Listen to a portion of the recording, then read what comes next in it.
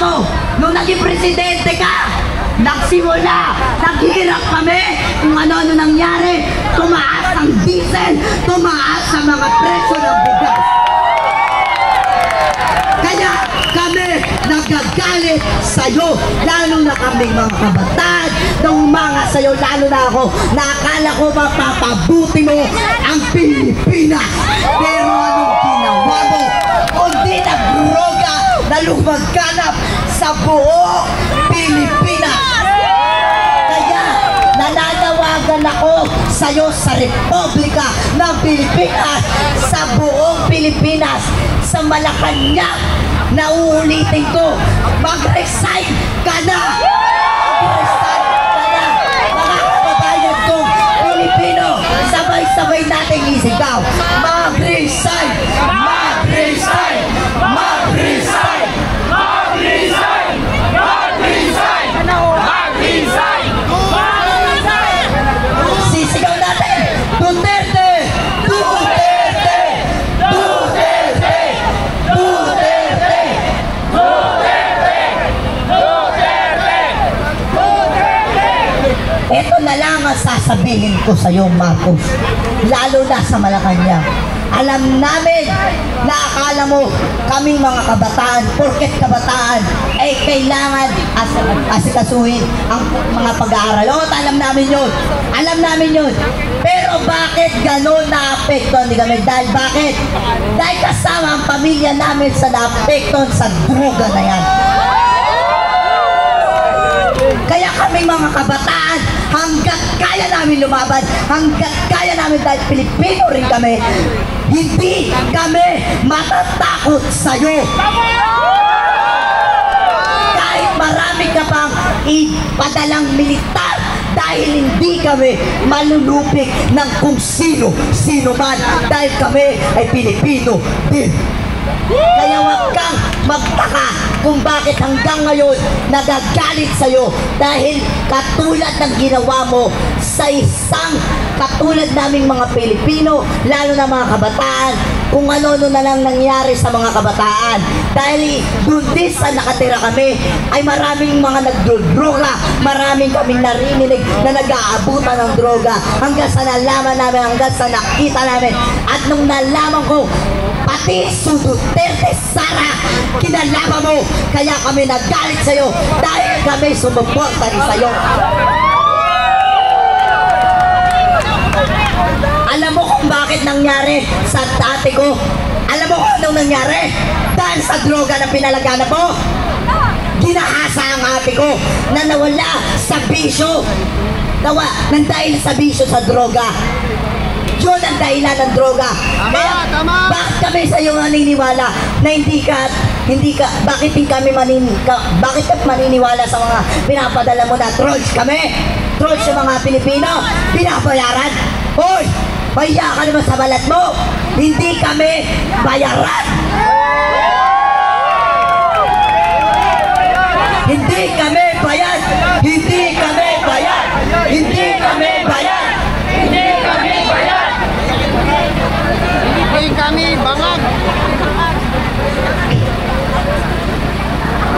Kaya nananawagan pala ako sa mga Pilipino na nananatili sa bahay. Mahiya naman si Marcos. Kahit ano pa ang panakot sa atin, huwag kayong mag-alala. Suportado kayo na buong Pilipino. Lumabas na kayo, mga kapwa namin Pilipino, lalo na mga magulang nyo. Huwag kayong matakot na akala nyo mapapama ka mga anak nyo. Kaming bahala, lalo na ako magpapatunay. Ako magpapatunay sa inyo na kami ang susuporta sa'yo, lalo na ako. Ikaw bata ka, nanonood ka. Alam ko nanonood ka dahil maraming lumaganap na social media. Alam namin kung bakit kami galit. Dahil hindi namin di gusto gawin to. Pero dahil sa ginawa mo, dahil sa ginawa mong meeting, kung ano-ano, alam mo, nagalit na sa'yo. Umpisa pa lang, nagagalit na sa'yo. Hinintay lang namin na bumawi ka sa dulo. Pero ano ginagawa mo? Wala. Wala, hanggang sa nagalit na. Hindi ba sabi mo, tigre ka? O sige na, nanawagan ako sa'yo. Pumunta ka, magpakita ka sa buong Pilipinas para lang sa ganun, kung tigre ka talaga, ipakita mo sa amin. Dahil nalaman namin na talagang tigre ka. Dahil nilamon mo kami. Pero hindi kami magpapalamon sa'yo ng buong buo. Dahil kaming mga Pilipino, marami na kaming napagdaanan. Dahil kami isang matatag na Pilipino. Kami ay babangon na kasama si Inday Sara Duterte.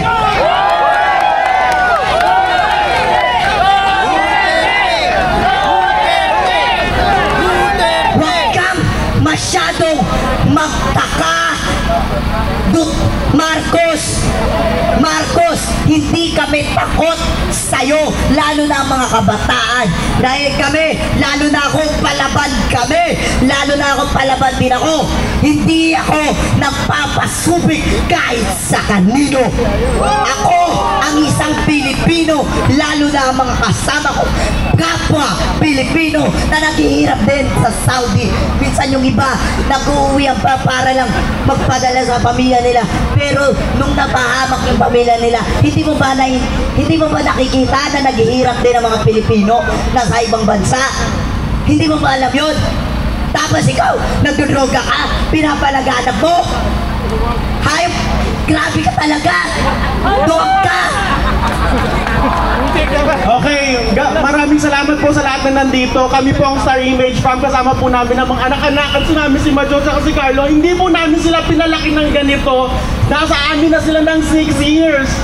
Simula nung lumalabas sila sa TV, nag-viral sila, hindi po ganito ang pagpapalaki namin. Pero kaya kami nandito sa EDSA ngayon, nilaan talaga namin yung oras namin dito. Kasi si Carlo gusto niyang gihatid yung news sa buhay niya na ang ate niya ay ginahasa ng tatay niya. Yun po ang totoo. Hanggang ngayon nasa ng tatay mo.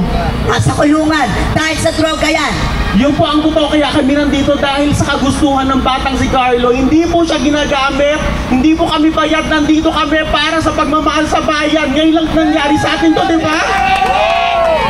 Opo, tama po yun. Kung may marami sa amin nakakakilala, lalo na kay Carlo na nagsalita kanina, siya po yung anak-anakan ni Vice Ganda. Na batang makulit noon, na laging kasama ni Vice sa mga pelikula niya.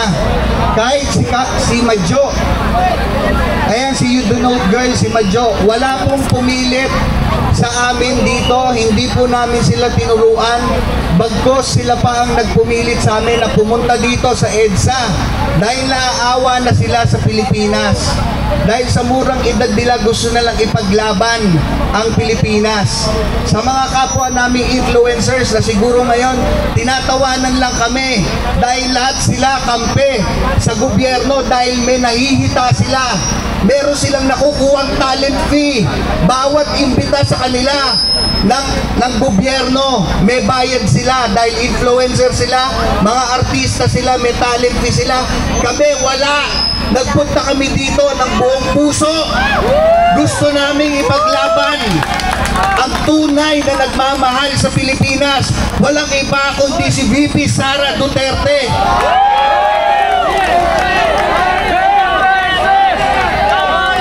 Kitang-kita naman po natin ang panggigipit kay VP Sara.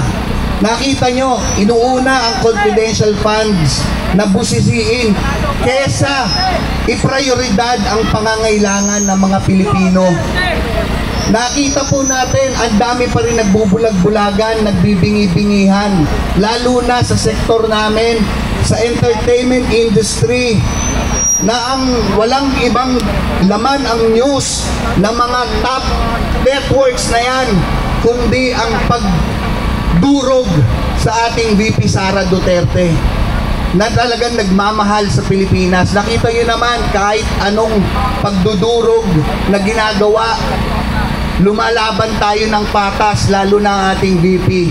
Protektahan natin ang Vice President, guys. Imbis na mag-stay lang kayo sa bahay, pumunta kayo dito, mapayapang rally to. Okay? Lahat dito na nandito, nagmamahal sa Pilipinas. Yung mga nag-i-stay lang sa bahay, nanonood lang, lumabas na kayo. Wala dyan sa pagpindot nyo ang tamang laban, ang totoong laban. Nandito yan sa EDSA, kasama namin. Lumabas na kayo, ano pang hinihintay nyo? Ginagago na tayo. Kinakamkam na ang pera ng bayan. Nagbubulag-bulagan pa rin ba tayo? Okay, lahat dito walang bayad. Sinasabi nila may pinapapirma daw para bayaran. Meron ba? Wala! Walang bayaran dito.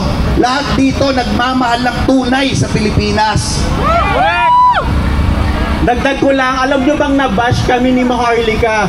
Pero mahal na mahal namin si Maharlika dahil ang news na lumabas is, ano daw tayo? Troll farm. Dahil influencer kami, meron daw kami mga alagang troll farm.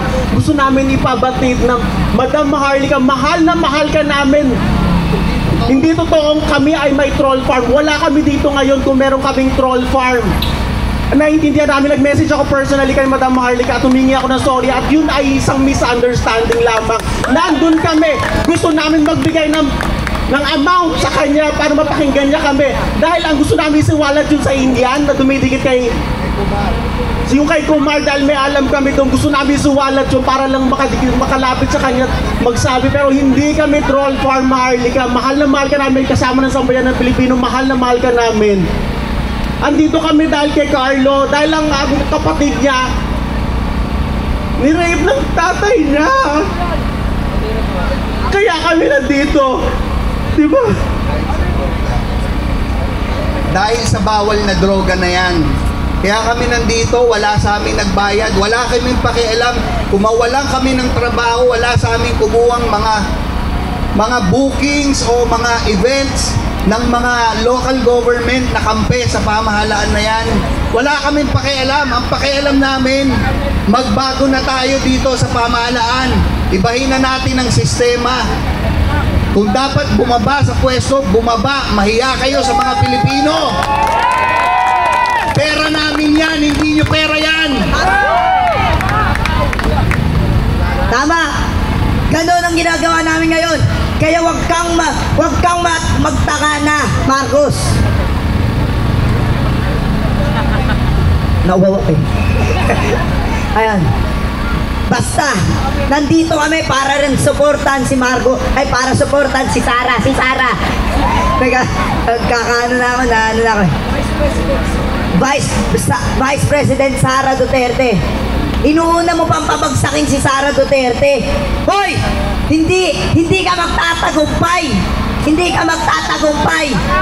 Kaming mga Pilipino, kahit mahirap kami, kahit mahirap kami, hindi mo maloloko ang mga Pilipino, lalo't namulat na kami.